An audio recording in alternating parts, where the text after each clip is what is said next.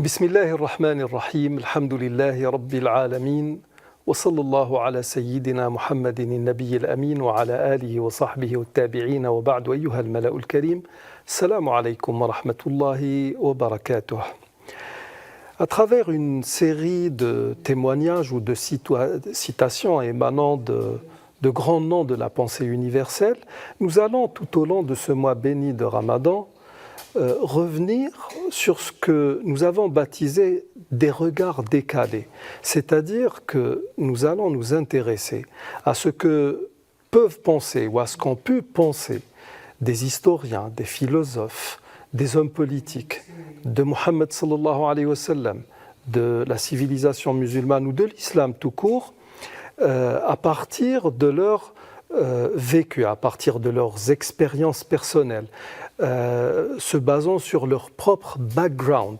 Ce sont, dans la majorité des cas, des noms ou des gens qui n'ont absolument rien à voir avec l'islam. Ils ne sont pas musulmans, mais leurs témoignages ont été d'une objectivité, d'une justesse, d'une justice même qui est incroyable.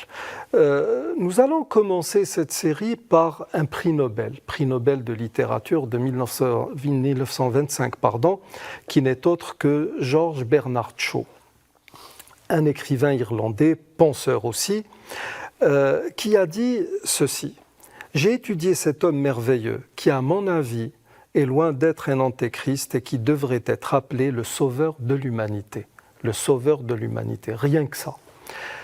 George Bernard Shaw était un fervent défenseur de la paix dans le monde, ce qui lui a valu pas mal de déboires.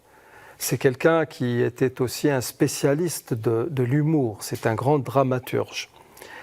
Et en disant cela, il va revenir sur une multitude de thèses et d'idées qui ont circulé sur la personne même du messager de Dieu, alayhi salatu wassalam, qui n'ont rien à voir avec la réalité. Cette idée que Mohammed sallallahu alayhi wa sallam est un antéchrist, c'est quelque chose qui a été débité, entre guillemets, entre autres, par le pape Innocent III.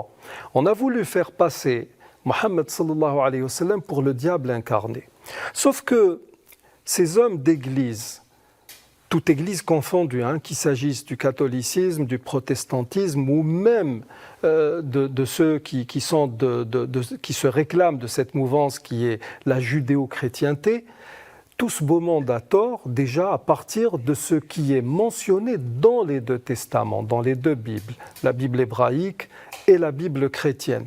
Parce que selon ces deux écrits, l'œuvre d'un faussaire, l'œuvre de quelqu'un qu'on pourrait qualifier d'antéchrist ou de faux prophète, de faux messie, ne pourrait perdurer dans le temps. Et là, force est donc de constater que l'œuvre de Mohammed sallallahu alayhi wa sallam dure depuis un peu plus de 14 siècles et demi. Donc déjà là, quand il dit c'est loin d'être un antéchrist, il revient déjà sur une thèse qui est celle des ecclésiastes, et il revient aussi sur ce qui a été fomenté contre ou pour ternir l'image de Mohammed sallallahu alayhi wa sallam à travers les siècles.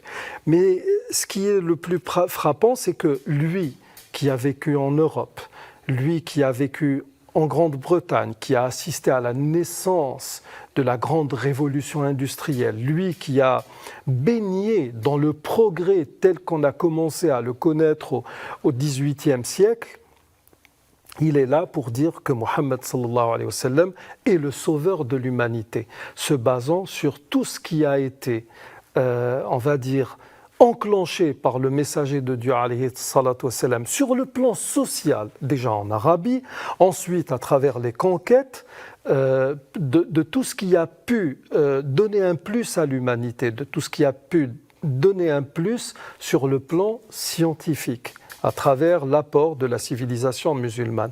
Donc c'est un Européen qui ne voulait pas être chrétien, vu le passif de l'Église catholique en Europe, et qui va parler de Mohammed sallallahu alayhi wa sallam en disant que c'est le sauveur de l'humanité.